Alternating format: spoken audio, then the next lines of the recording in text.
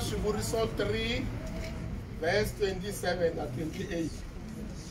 Loko uri ni matimba yo lawula swilo leswinene u nga tshuki u tsona vanhu lava nga ni timfanelo ta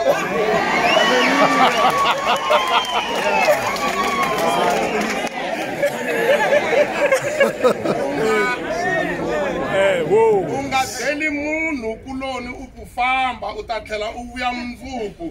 ndzi ta ku nyika swona kasi swilo swa kona u na swona.